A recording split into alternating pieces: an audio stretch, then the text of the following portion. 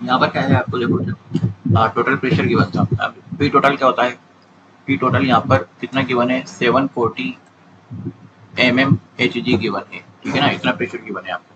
अब यहाँ पर x के मास दिया था, y का मास दिया था, दोनों के मोलर मास गिवन थे, ठीक है ना।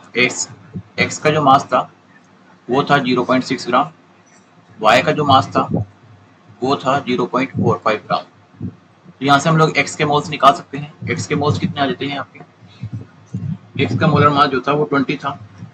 तो अगर मैं करता हूँ इसको, तो ये वैल्यू आ जाएगी आपकी कुछ 0.6 डिवाइड बाय 20, तो ये आ जाते हैं 0.03।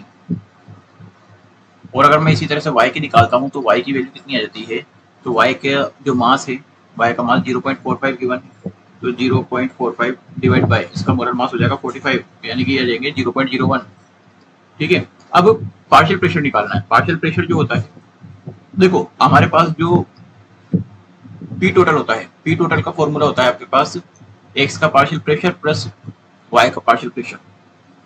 और इसके अलावा अगर मैं सिर्फ एक्स का पार्शियल प्रेशर लेता हूँ, तो एक्स का जो पार्शियल प्रेशर होता है उसके लिए हम लोग फॉर्मूला यूज करते हैं, पूरे सॉल्यूशन चैप्टर में भी आपने यूज किया होगा, कि जो एक्स के मोल फ्रिक्शन होंगे वेपर है ना, गैस फेज में जो यहाँ पर दोनों गैस ही है, तो एक्स का जो मोल फ्रिक्शन होगा वो होगा एक्स के partial pressure upon P total के बराबर। पी टोटल हमारे पास है, एक्स का मोल फ्रिक्शन भी हम लोग निकाल लेंगे, तो यहाँ से पी का जो एक्स का जो मोल फ्रिक्शन आएगा वो कितना आता है, y x into p total.